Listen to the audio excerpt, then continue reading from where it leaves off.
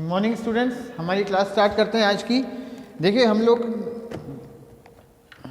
Carbohydrates में polysaccharide के ऊपर थे और पॉलीसैकेराइड लगभग हम लोग ख़त्म कर चुके हैं। केवल एक लास्ट दो टॉपिक इसमें हमारे बच रहे हैं, वो हैं ग्लाइकोप्रोटीन्स और ग्लाइकोलिपिड्स।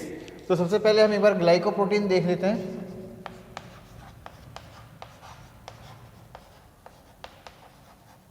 ग्लाइकोप्रोटीन्स, जैसे कि नाम से पता चल रहा है, ये दो शब्दों से मिलके बनाए। ग्लाइकोप्रोटीन्स दो शब्दों से मिलके बनाए, ग्लूकोज यानी ग्लाइकोज और प्रोटीन यानी कि ऐसे कार्बोहाइड्रेट जो प्रोटीन के साथ मिल करके रहते हैं वो कहलाते हैं ग्लाइकोप्रोटीन्स। ठीक है ना।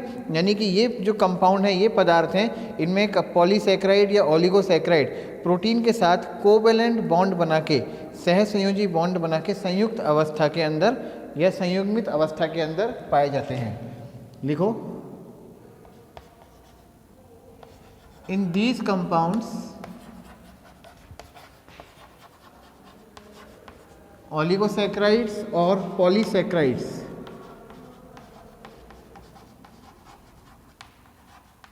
Oligosaccharides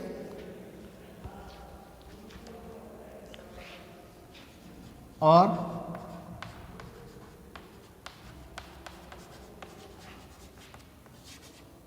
polysaccharides are covalently bonded with proteins,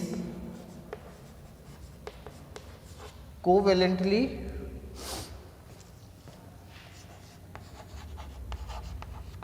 bonded with proteins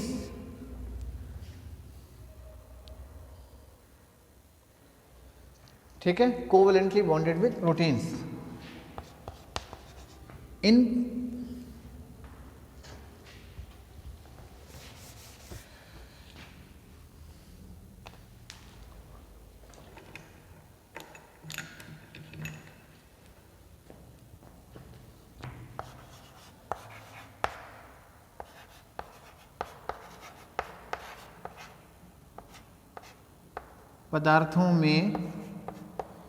पदार्थों में ओलिगोसैकेराइड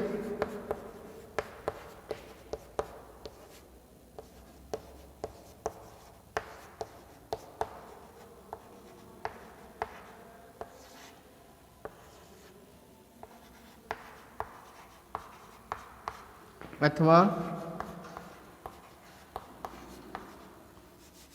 पॉलीसैकेराइड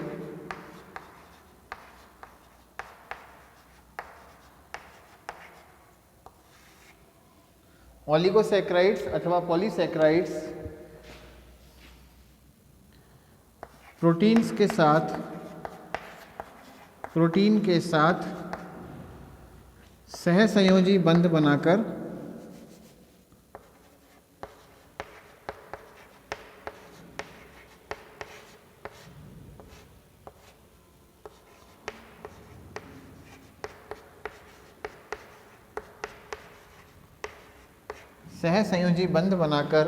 संयुग्मित अवस्था में रहते हैं।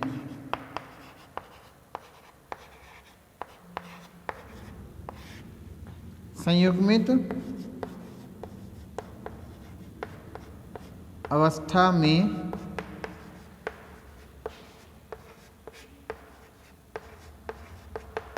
रहते हैं। ठीक है। इन पदार्थों में ओलिगोसैकेराइड्स अथवा पॉलीसैकेराइड प्रोटीन के साथ सहसंयोजी बंध बनाकर संयुग्मित अवस्था में रहते हैं। ये पदार्थ कहलाते हैं क्या? ग्लाइकोप्रोटीन। ठीक है। इनमें कार्बोहाइड्रेट की जो मात्रा होती है,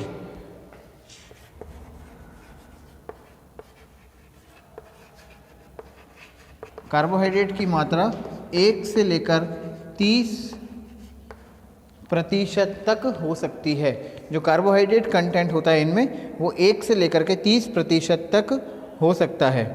ये कहाँ पाए जाते हैं? मुख्यतः ये एनिमल सेल्स की एक्सटर्नल सरफेस पर, ठीक है, सिक्रेटरी प्रोटीन, एंटीजन या इम्यूनोग्लोबुलिन्स टाइप के प्रोटीन्स के तौर पे ये होते हैं। लिख लीजिए आप, फिर अपन इसको हटाते हैं।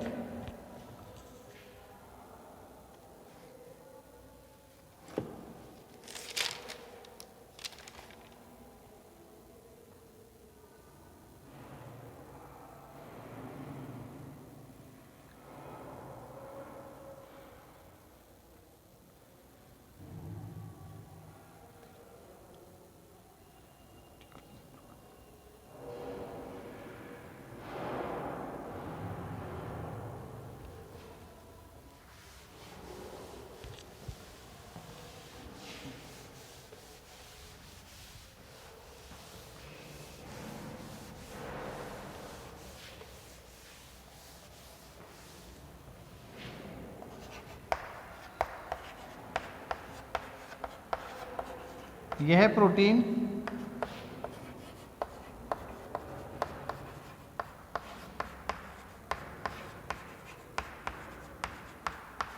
जंतु कोशिकाओं की बाह्य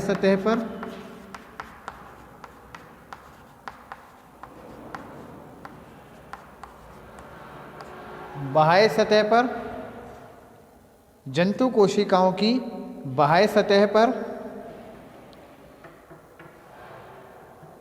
सिक्रेटरी प्रोटीन या एंटीजेंस के रूप में होते हैं। स्रावी प्रोटीन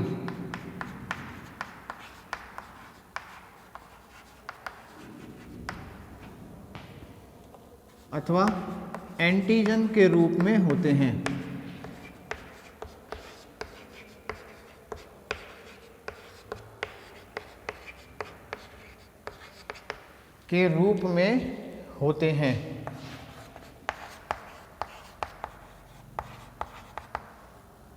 तथा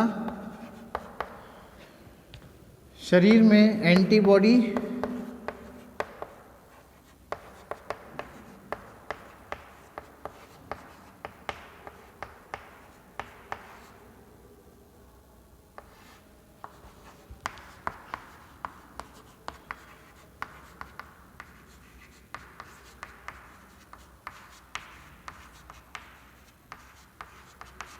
के रूप में भी होते हैं तथा शरीर में एंटीबॉडी के रूप में भी ये प्रोटीन जो है वो पाए जाते हैं। ठीक है, इसको इंग्लिश में लिख देते हैं अपन। These proteins are present as antigen और secretory protein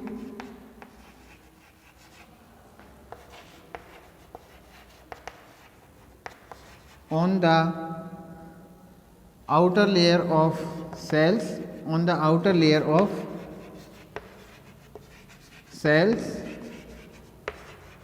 and they are present as antibodies and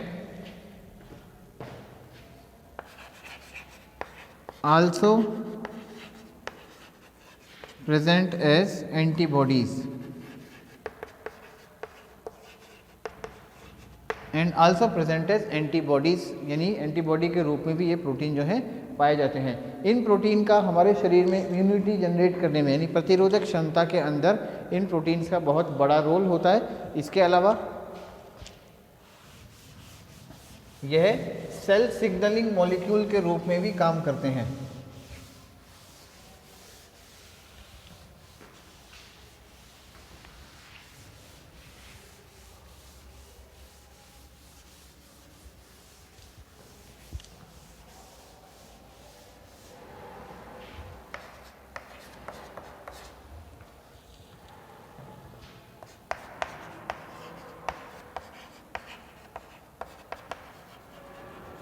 These proteins play crucial role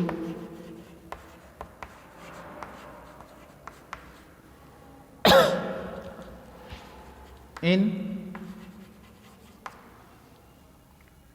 immunity development,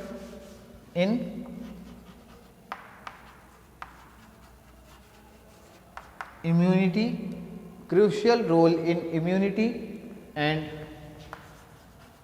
cell signalling.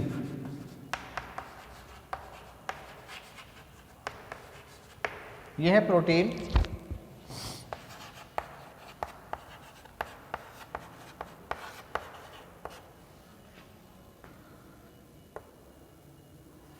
रोग प्रतिरोधन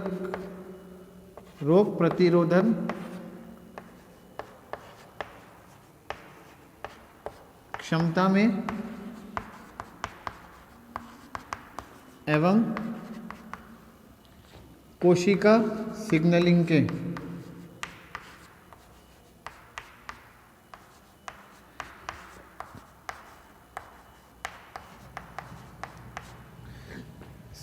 में काम आते हैं। इनका महत्वपूर्ण योगदान होता है। ठीक है, सेल सिग्नलिंग क्या होती है? सेल के ऊपर बहुत से प्रोटीन्स पाए जाते हैं। हमने अगर फर्स्ट ईयर के अंदर पढ़ा होगा, इंटीग्रल प्रोटीन्स होते हैं। ठीक है, इंटीग्रल प्रोटीन यानी अंतः प्रोटीन सेल की मेम्ब्रेन के अंदर पाए जाते हैं। ये इंटीग्रल मेम्ब्रेन प्रोटीन जो होते हैं सेल के बाहर कोई भी केमिकल आता है इनसे अटैच होता है तो ये उस केमिकल स्टिमुलस के रूप में आता है, उद्दीपन के रूप में आता है, ठीक है ना। तो ये उद्दीपन यानी स्टिमुलस जो होता है सिग्नल होता है जो इन प्रोटीन से अटैच होता है। प्रोटीन से अटैच होने के बाद अंदर सेल को रेस्पॉन्स करना होता है, ये कहलाता है सेल सिग्नलिंग। तो सेल सिग्नलिंग में काम आने वाले प्रोटीन भी यही होते हैं और इम्यूनिटी में काम आने वाले जो प्रोटीन्स हैं वो भी यही होते हैं। हमारे बॉडी के अंदर पाए जाने वाले जो मुख्य एंटीबॉडीज़ हैं जो कि इम्यूनोग्लोबुलिन्स कहलाती हैं।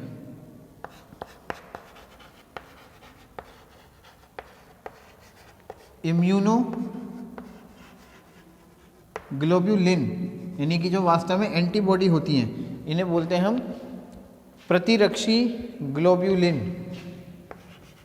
वो इन्हीं की बनी होती है, प्रतिरक्षी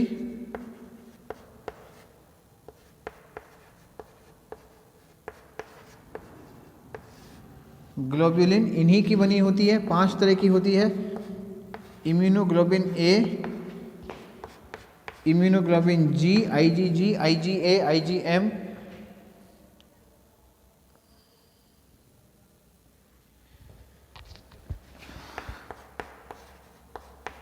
आईजीई, आईजीएम और आईजीडी।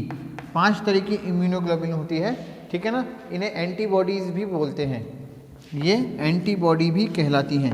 ये सभी एंटीबॉडी जो हैं इम्यूनोग्लोबिन हैं ये वास्तव में क्या होती हैं, दीज आर ग्लाइकोप्रोटीन्स। ये सब क्या होती हैं, ग्लाइकोप्रोटीन्स। इसके अलावा आप लोगों ने सुना हो हमारे बॉडी के अंदर ब्लड ग्रुप होता है, ब्लड ग्रुप होता है ए बी और ओ। वो सब भी इन्हीं एंटीजेंस की वजह से ही होता है। पहले तो ये लिख लीजिए, फिर मैं बताता हूँ कि ब्लड ग्रुप कैसे डिसाइड होता है हमारी बॉडी में।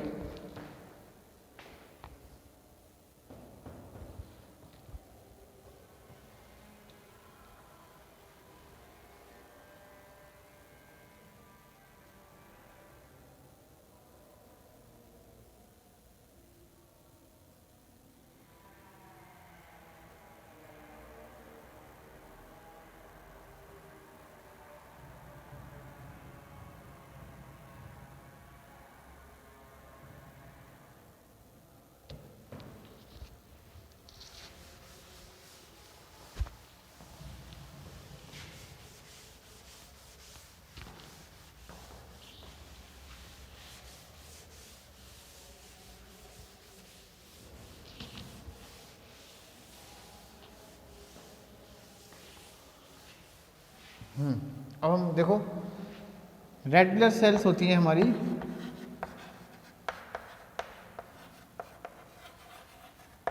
इन रेड ब्लड सेल की सरफेस के ऊपर कुछ एंटीजेंस पाए जाते हैं, कुछ ग्लाइकोप्रोटीन्स पाए जाते हैं। ये ग्लाइकोप्रोटीन 2 तरह के होते हैं, या तो ए या बी। 2 तरह के होते हैं, ए या बी। इन्हें बोलते हैं क्या, एंटीजन। इन्हें क्या बोलते हैं, एंटीजन। ये हमारी ब्लड की रेड ब्लड सेल की सरफेस के ऊपर मिलते हैं। जिनकी रेड ब्लड सेल में ऊपर ए एंटीजन प्रेजेंट होता है उनका ब्लड ग्रुप कहलाता है ए ब्लड ग्रुप। जिनकी रेड ब्लड सेल के ऊपर बी नामक एंटीजन प्रेजेंट होता है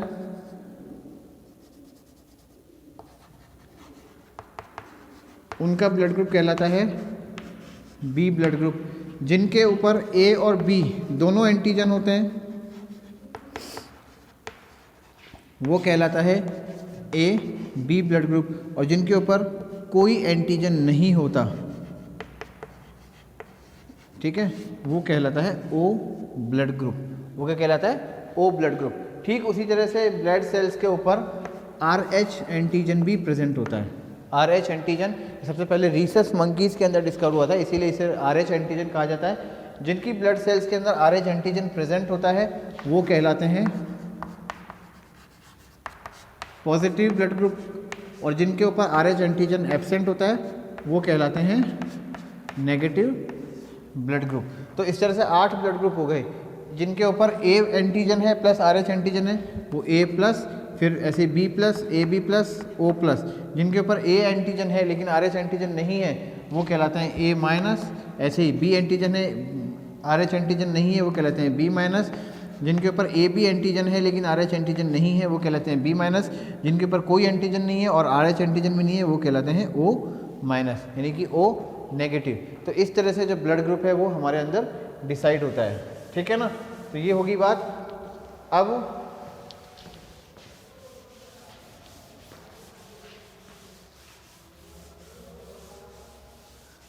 कुछ बैक्टीरिया वगैरह होते हैं, कुछ ऐसे जीवाणु होते हैं या विषाणु होते हैं, बैक्टीरिया या वायरस वगैरह,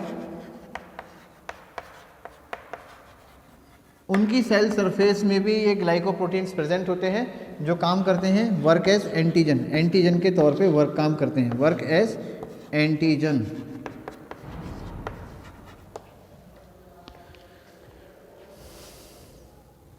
ठीक है, एंटीजन की तरह वर्क करते हैं, यानी कि प्रतिजन की तरह, इसे बोलते हैं प्रतिजन की तरह कार्य करते हैं।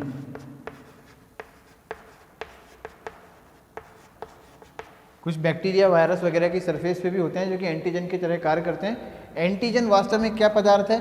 एंटीजन वास्तव में अगर देखा जाए तो एंटीजन एक ऐसा पदार्थ होता है जो कि किसी मनुष्य के शरीर के अंदर अगर जाए तो उसके शरीर के अंदर एंटीबॉडी रेस्पॉन्स को इम्यून करता है, एंटीबॉडी रेस्पॉन्स को एलिसिट करता है, उसको प्रवोक करता है, ठीक है ना। यानी कि हमारे शरीर के अंदर कोई भी बाहरी पदार्थ आएगा और उस पदार्थ के आते ही अगर हमारे शरीर के अंदर एंटीबॉडीज़ बनना शुरू हो जाएंगी तो वो बाहरी पदार्थ क्या कहलाता है? एंटीजन। क्या कहलाता है? एंटीजन।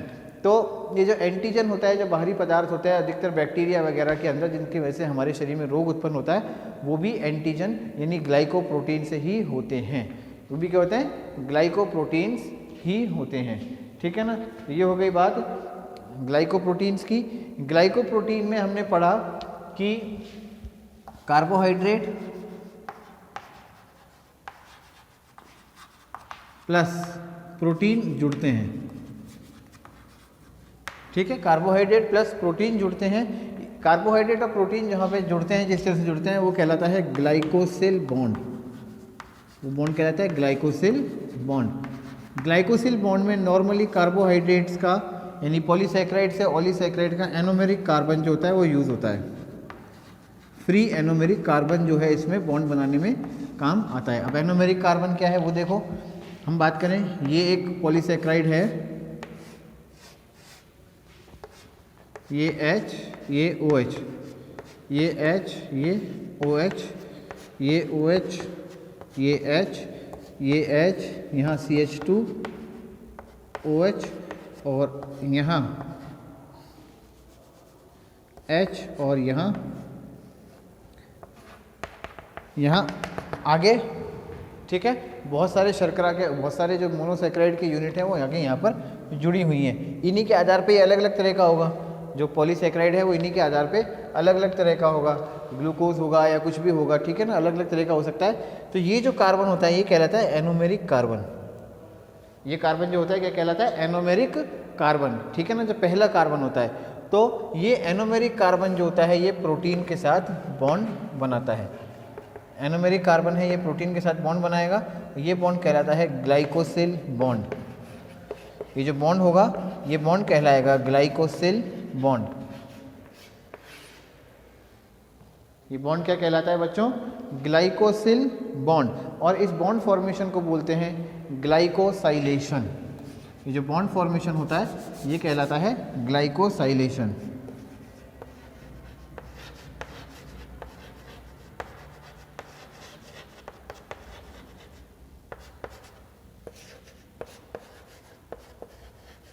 ग्लाइकोसाइलेशन यानी प्रोटीन का ग्लाइकोसाइलेशन, जो प्रोटीन है उसके ऊपर ग्लाइकोसाइलेशन हो गया, इसलिए इसे बोलते हैं ग्लाइकोसाइलेशन।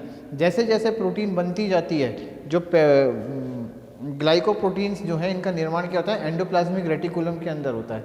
नॉर्मली इनका निर्माण कहाँ होता है? एंडोप्लाज्मिक रेटिकुलम के अंदर। तो जैसे जैसे प्रोटीन बनती जाती है उसके ऊपर तुरंत ग्लाइकोप्रोटीन्स जो मोनोसैकेराइड यूनिट्स हैं वो ऐड होती चली जाती हैं, ठीक है ना। अब कार्बोहाइड्रेट का तो हमने देख लिया, पॉलीसैकेराइड का तो हमने देख लिया कि भाई कौन सा कार्बन होता है, लेकिन डिपेंड ऑन द प्रोटीन ये बॉन्ड 4 तरीके के होते हैं। सबसे पहला जो बॉन्ड है वो कहलाता है एन ग्लाइकोसाइलेशन। पहले टाइप का बॉन्ड है ये कहलाता है एन ग्लाइकोसाइलेशन। जो फर्स्ट टाइप का बॉन्ड है वो कहलाता है एन ग्लाइकोसाइलेशन। इसमें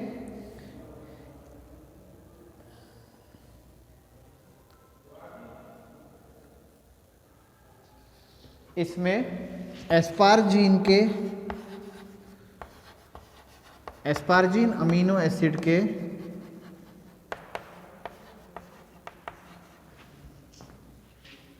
साइड चेन की एन की नाइट्रोजन से बॉन्ड बनता है।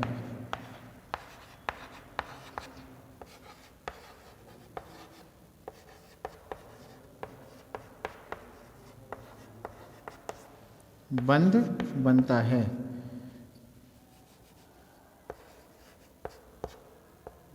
ठीक है, एस्पार्जिन अमीनो अम्ल के, इसी को आप हिंदी इंग्लिश दोनों में समझ लीजिए, नहीं तो क्योंकि बहुत टाइम वेस्ट होता है अगर मैं बार बार ऐसे अलग अलग लिखूं तो। एस्पार्जिन अमीनो अम्ल के साइड चेन की नाइट्रोजन से बंध बनता है तो कहलाता है एन ग्लाइकोसाइलेशन। ठीक इसी तरह से दूसरा होता है ओ ग्लाइकोसाइलेशन। इसमें सीराइन या थ्रियोनाइन अमीनो अम्ल के ऑक्सीजन से बॉन्ड बनता है।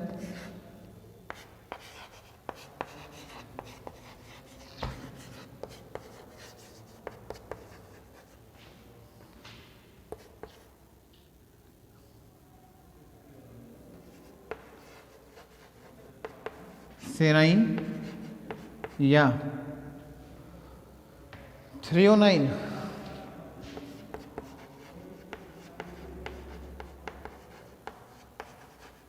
की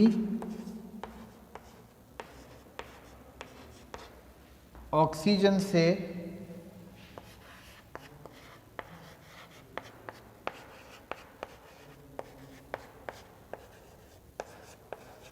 बंध बनता है, यानी कि बॉन्ड बनता है।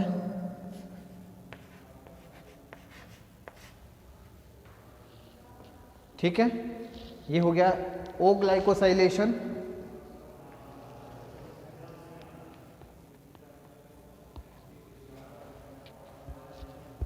इसको हम और ढंग से लिख सकते हैं,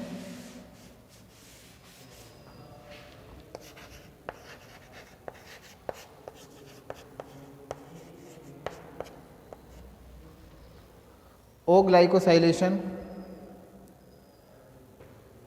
तीसरे टाइप का होता है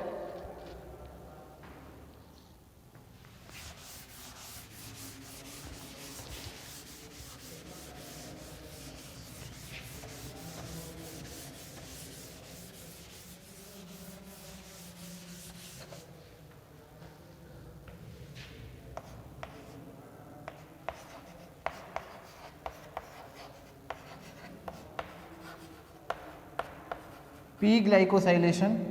इसमें फॉस्फोसिरीन के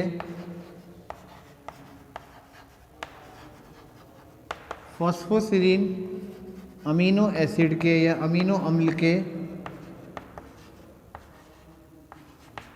फॉस्फेट से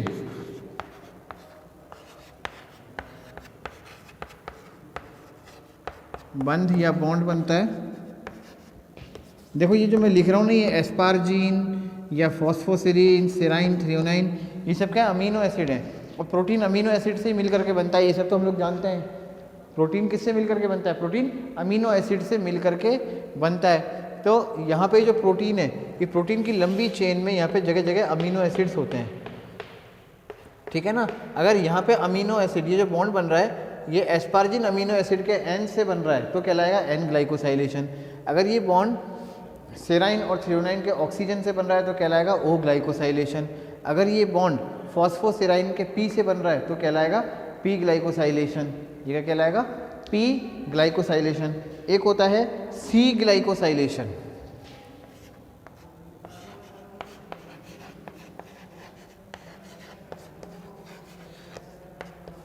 सी ग्लाइकोसाइलेशन, इसमें ट्रिप्टोफन के कार्बन से बॉन्ड बनता है।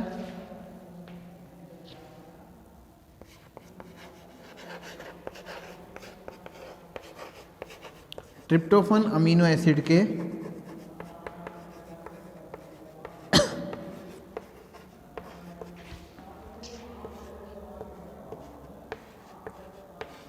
कार्बन से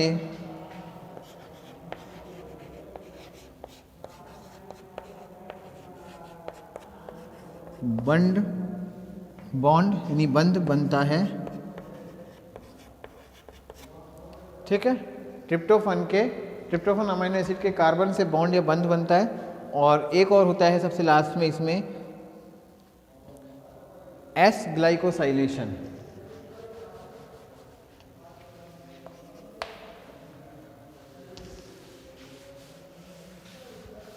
एस ग्लाइकोसाइलेशन जिसमें सिस्टाइन के एस अमीनो एसिड से बॉन्ड बनता है। सिस्टाइन अमीनो एसिड के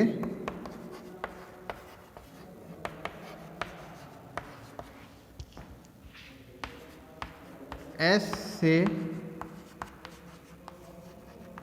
बॉन्ड या बंध बनता है।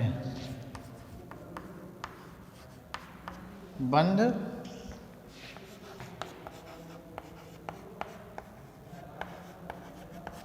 बनता है।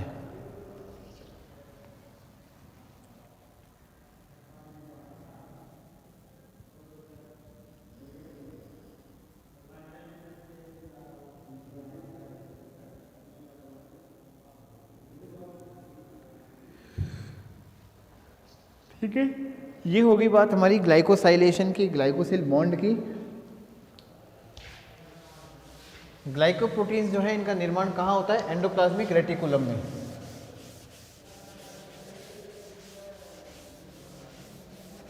अंतः प्रद्रवित जालिकाओं में इनका निर्माण होता है।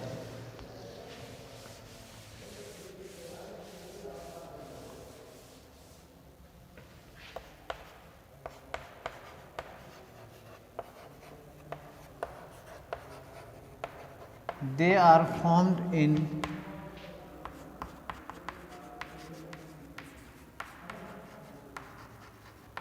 endoplasmic reticulum.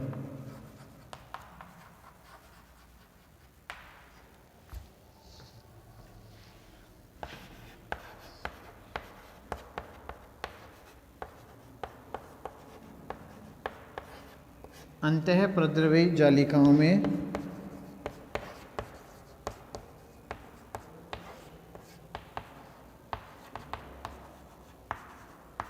इनका निर्माण होता है।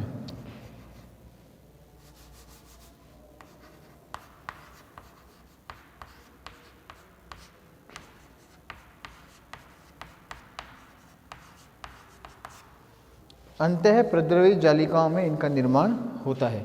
ये बात आ गई ग्लाइकोलिपिड्स की। अब हम ग्लाइकोप्रोटीन्स की अब हम बात करते हैं ग्लाइकोलिपिड की।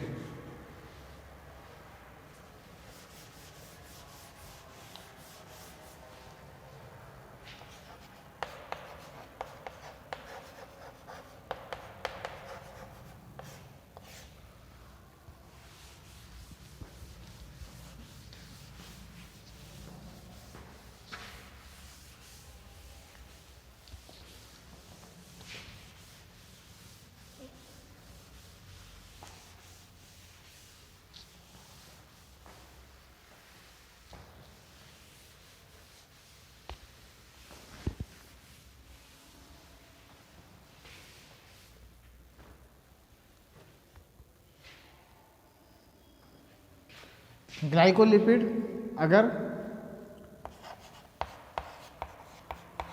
प्रोटीन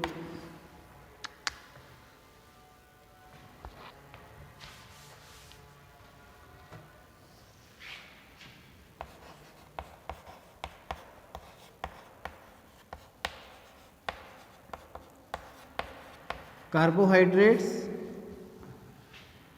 वसा के साथ सहसंयोजी बंध बनाकर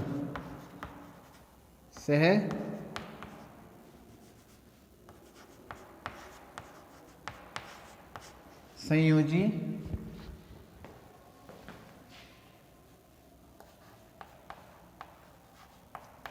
बंध बनाकर वसा के साथ सहसंयोजी बंध बनाकर संयुग्मित अवस्था में रहते हैं। संयुग्मित रहते हैं वो कहलाता है क्या? ग्लाइकोलिपिड्स। वो क्या कहलाएंगे? Glycolipids.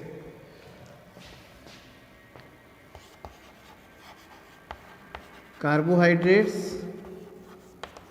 Are covalently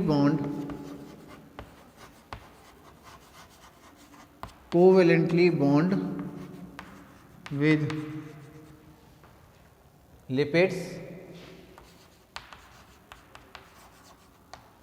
in glycolipids। Carbohydrate जो है वो लिपिड के साथ कोवेलेंटली बॉन्ड बनाते हैं, कोवेलेंट बंध बना करके रहते हैं, तो संरचना क्या कहलाती है? ग्लाइकोलिपिड्स। ऐसे अणु कहलाएंगे ग्लाइकोलिपिड्स। इसका एग्जाम्पल है गैंग्लियोसाइड्स,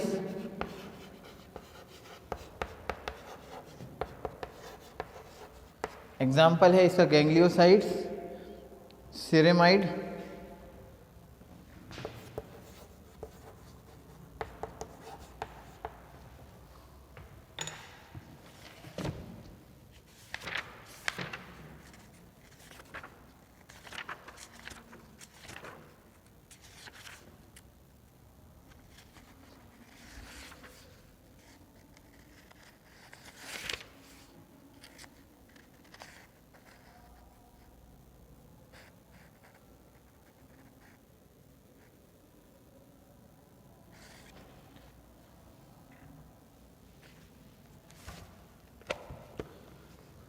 ये पादपों के अंदर पाए जाते हैं, जैसे सोयाबीन, मूंगफली, गेहूं। फाउंड इन प्लांट्स,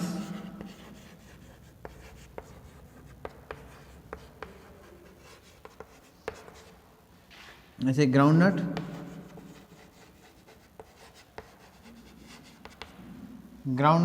सोयाबीन,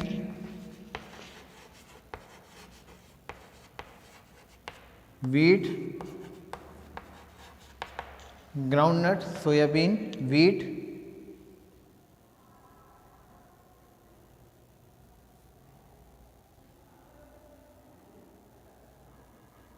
इसके अलावा ये कभी कभी क्लोरोप्लास्ट के अंदर भी प्रेजेंट होते हैं। Sometimes they are also present in chloroplast,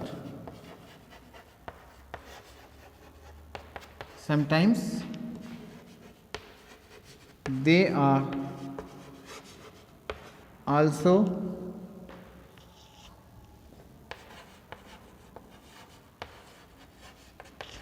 present in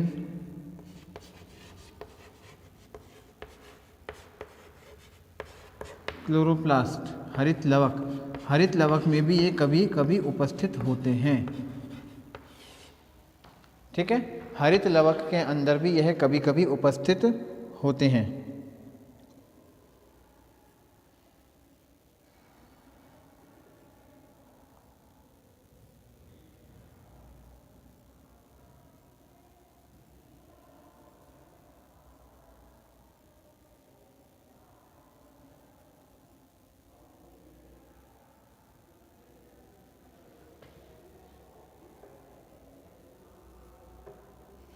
तो ये हो गई बात हमारे सभी टाइप के शुगर्स की।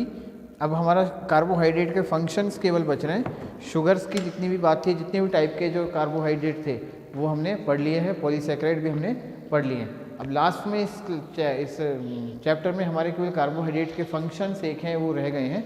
तो फंक्शंस हम स्टूडेंट्स हमारी नेक्स्ट क्लास के अंदर पढ़ेंगे। 2 टॉपिक रह गए हैं इसमें, फंक्शंस और टेस्ट फॉर कार्बोहाइड्रेट। ये दोनों छोटे छोटे टॉपिक हैं, इनको हम कल पढ़ करके ये जो चैप्टर है हमारा ख़त्म करेंगे। फिर नेक्स्ट चैप्टर हमारा हम प्रोटीन स्टार्ट करेंगे। तो आज के लिए हम इतना ही कंक्लूड कर रहे हैं स्टूडेंट्स। Thank you.